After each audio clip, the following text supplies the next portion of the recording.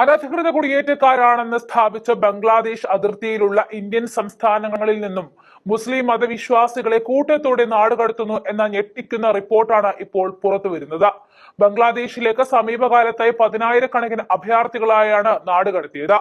ഈ നാട്ടിൽ ജനിച്ച മതിയായ രേഖകളുമായി ജീവിക്കുന്ന മുസ്ലിം മതവിശ്വാസികളെ പോലും അവരുടെ ഭാഗം കേൾക്കാതെ നാടുകടത്തുകയാണ് ഭരണകൂടം. സമീപ ആഴ്ചകളിൽ ബംഗ്ലാദേശിൽ നിന്നുമുള്ള അനധികൃത കുടിയേറ്റക്കാരാണെന്ന് സംശയിക്കപ്പെടുന്ന ആയിരക്കണക്കിന് മുസ്ലിങ്ങളെ പോലീസ് കസ്റ്റഡിയിൽ എടുത്തതായിട്ട് മനുഷ്യാവകാശ സംഘടനകൾ പറയുന്നുണ്ട്.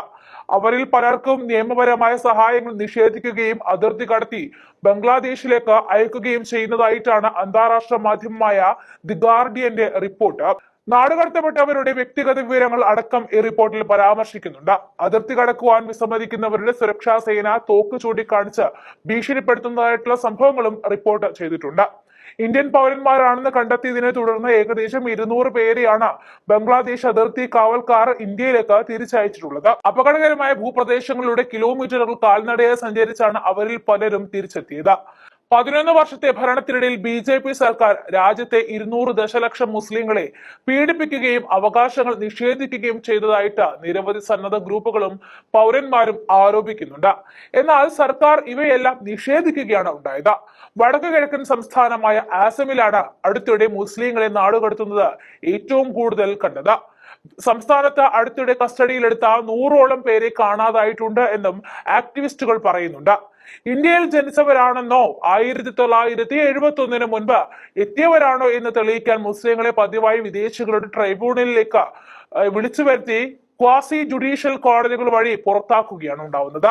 ഹിന്ദുക്കളെയും സിഖുകാരെയും മറ്റ് മതസ്ഥരെയും സംസ്ഥാന സർക്കാർ പൗരത്വ നിയമത്തിൽ നിന്നും ഒഴിവാക്കിയതിനു ശേഷം മുസ്ലിങ്ങൾ മാത്രമേ പൗരത്വം തെളിയിക്കേണ്ടതുള്ളൂ എന്നാണ് നിബന്ധന.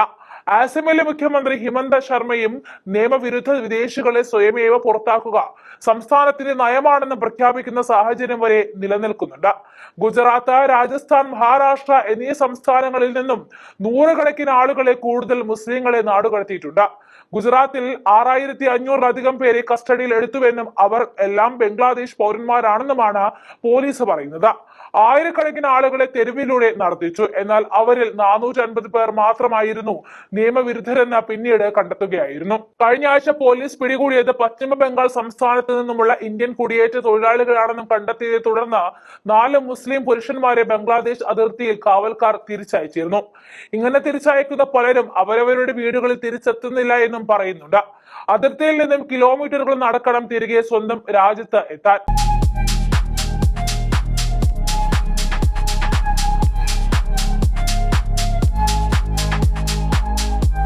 വാഗമൺ സ്പൈസസ്. വാഗമണിലെ എല്ലാ ഒറിജിനൽ പ്രോഡക്ട്സും തിരുവനന്തപുരത്ത് ഒരു കുടക്കീഴിൽ ജ്യോതിപുരം ഫുഡ് സേഫ്റ്റി ഓഫീസിന്റെ മുൻവശത്ത്. കശുവണ്ടി, കുരുമുളക്, ഗ്രാമ്പു, ഏലക്ക, പട്ട, കാഷ്യൂനട്ട്, നട്ട്സ്, ആൽമണ്ട് എന്നിവയെല്ലാം ഇവിടെ ലഭ്യമാണ്.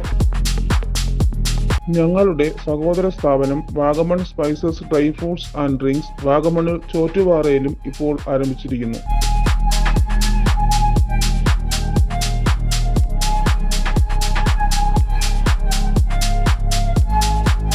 വാഗമണ്ണിൽ തുടങ്ങിയ വാഗമൺ സ്പൈസസിന് എല്ലാവിധ ആശംസകളും നേർന്നുകൊള്ളുന്നു.